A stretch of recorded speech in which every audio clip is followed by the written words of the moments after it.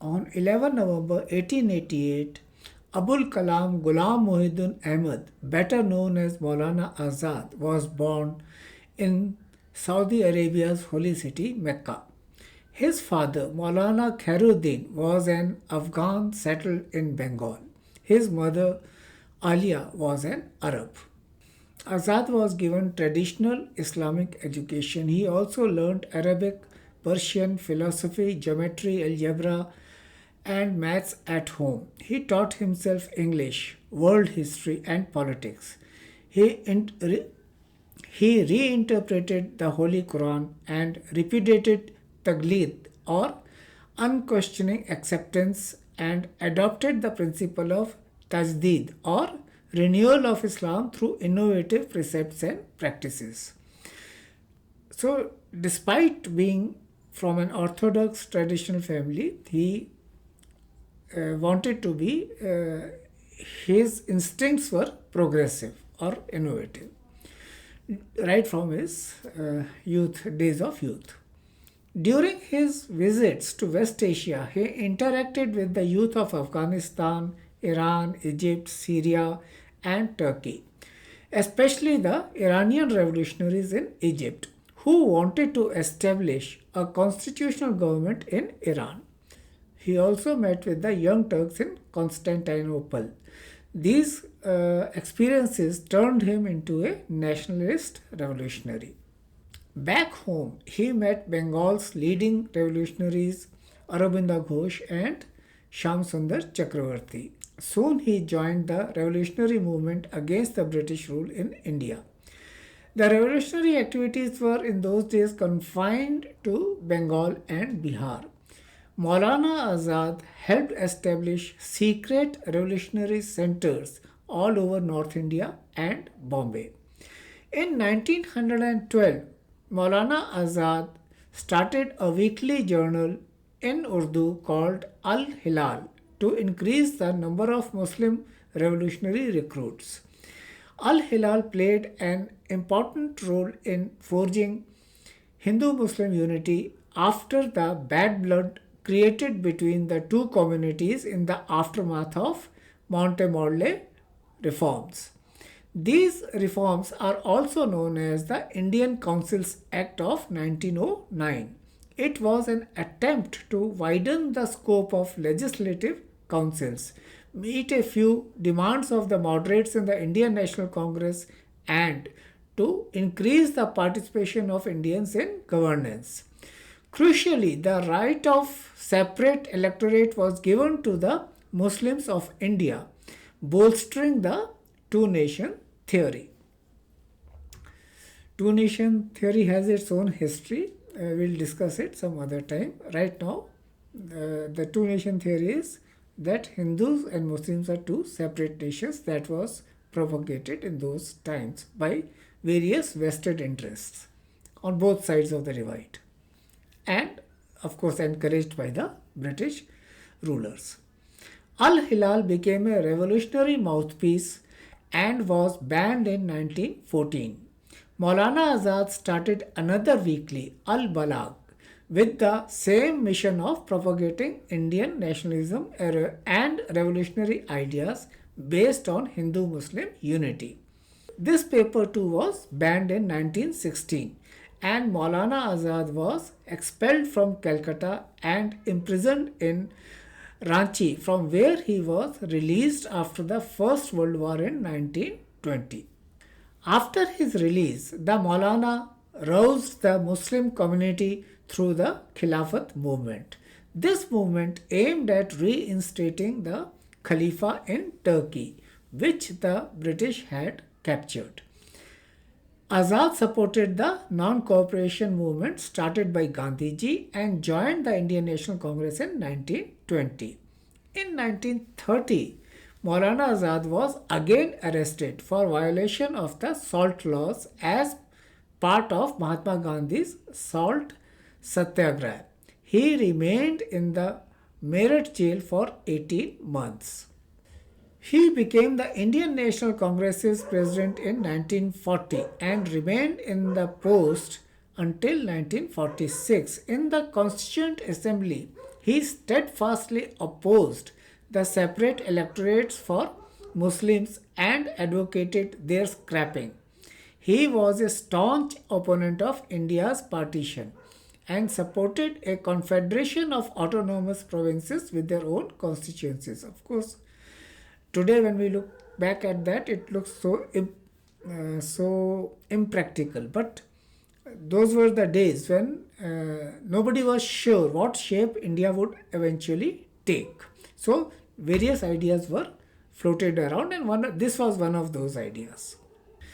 Maulana Azad negotiated a package with Lord Wavell and the cabinet mission, but it fell through. He wanted to give a specific concrete shape to the future India. The Congress Working Committee accepted Governor General Louis Mountbatten's 3rd June 1947 proposal of India's division on religious lines. Khan Abdul Ghaffar Khan, the frontier Gandhi and a staunch nationalist, lamented in these words, "You have thrown us to the wolves." Maulana Azad was shocked and abstained from voting on that resolution. He desperately tried to prevent the ensuing bloodbath by joining Mountbatten to propose a united armed forces for a short period. The idea was that if the armed forces remain united, even if only for a short period, they will not be sucked into the communal divide or communal violence. Dr. Rajendra Prasad shot this idea down. Rajendra Prasad actually declared that the Congress government wouldn't declare a united army even for a day after 15 August 1947. India became independent amidst a savage bloodbath and partition of the country. Millions of Hindus and Sikhs fled the newly created Pakistan for India, and millions of Muslims fled India for East and West Pakistan. In what was East Pakistan then is now Bangladesh. More than 1 million people were killed in the violence. Azad toured the affected areas in Bengal, Punjab, Assam and Bihar, guiding the organization of refugee camps, supplies and security. He addressed large crowds advocating peace and calm in the border areas and encouraging Muslims across the country to remain in India and not fear for their safety. Azad remained a close confidant, supporter and advisor to Prime Minister Nehru and played an important role in framing national policies. As India's first education minister, he began tackling the daunting challenge of educating a populace which, at the time of independence, was only 18% literate. He concentrated on educating the poor. As chairperson of the Central Advisory Board of Education, he gave thrust to adult literacy. He made universal primary education free and compulsory for all children up to the age of 14 years. He also encouraged girls' education and diversification of secondary education and vocational training. So, academic education was separated from vocational training.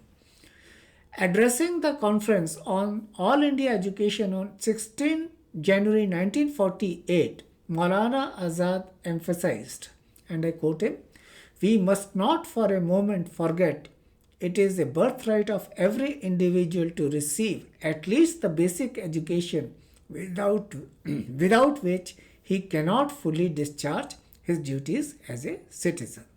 How right he was. He oversaw the establishing of the Central Institute of Education in Delhi, which later became the Department of Education of the University of Delhi. And it also became, that department actually became a research center for resolving new educational problems of the country. Under his leadership, the Ministry of Education established the first Indian Institute of Technology in 1951 at Kharagpur in West Bengal, and also the University Grants Commission in 1953. He also laid emphasis on the development of the Indian Institute of Science in Bangalore and the Faculty of Technology of the Delhi University. He considered IITs essential contributors to the progress of higher technological education and research in India. Azad was also instrumental in the promotion of culture and literature through education. Most of the cultural and literary academies of India, such as Lalit Kala Academy and Sahitya Academy, were established by him. Maulana Abul Kalam Azad died of a stroke on February 22, 1958. Azad spent the final years of his life focusing on writing his book titled India Wins Freedom, which is an exhaustive account of India's freedom struggle and its leaders. And this book was published in 1959. Azad is remembered as one of the leading Indian nationalists of his time. His firm belief in Hindu-Muslim unity earned him the respect of the Hindu community and remains an icon of communal harmony in modern India. His work for education and social uplift in India made him an important influence in guiding India's economic and social development. Once Gandhiji's secretary Mahadev Desai had observed, and I quote him, "There is no better in the Congress to match Maulana's insights and wise counsel." Sarojini Naidu described him in these words: Maulana was 50 years old when he was born. And this was her tribute to his erudition and wisdom. When the Home Minister Kailash Nath Kaju barred foreign missionaries in India to prevent evangelism, there was a furor among Christian missionaries. Nehru chose Maulana Azad to handle the issue. Azad wrote a letter to Cardinal Valerian Gracias, which is considered the epitome of wise reasoning. He distinguished between religious conversion, which requires deep reflection on issues of theology, and what the Constitution calls mass conversions. The latter is a response to social and political provocation, he argued or he reasoned. Maulana Azad to this day represents the dilemma faced by patriotic Indian Muslims. He was the man who led the Congress party for most of the crucial years before India's independence. Those were the years when the nature of the struggle for India's independence was changing from Indians versus the British to advocates of United India versus advocates of a separate Muslim homeland. Azad was himself a Muslim.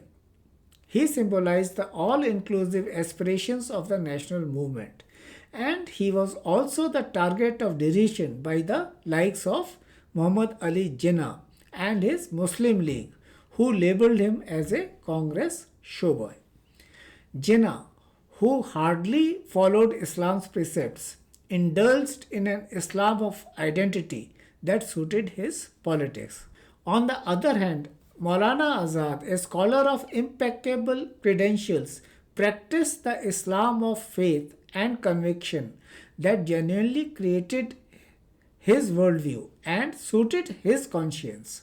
He was an exponent of Wahdat-e-Deen, which is equivalent to Sarva Dharma Samabhaavah in Sanskrit, which means that all religions are essentially one. For his invaluable contributions, he was posthumously awarded India's highest civilian honor, Bharat Ratna, in 1992. Very, very late, but then better late than never. He deserved it much earlier than this. And perhaps during his lifetime itself, he did so much to pull India and Indians from darkness to light. Tamsur Ma Jyotirgamaya, you remember? He actually put that into practice, gave it a practical shape. Unfortunately, the National Education Day that commemorates his birth anniversary has never been celebrated, only observed. Even that formality has been done away with now. Now, hardly anybody even mentions National Education Day or even Maulana Azad, except for a few old timers who are grateful to him for whatever he did for the country and what he did, not what he did for the country. However, Maulana Azad was truly a titan amongst the political leaders of his generation, perhaps even succeeding generations. His contribution to education remains unparalleled in the history of post-independence India. Today, India needs leaders like him who relentlessly strove to remove the shackles of rigid thinking and wisely integrating the munificence of Islam and pluralism into the folds of nationalism.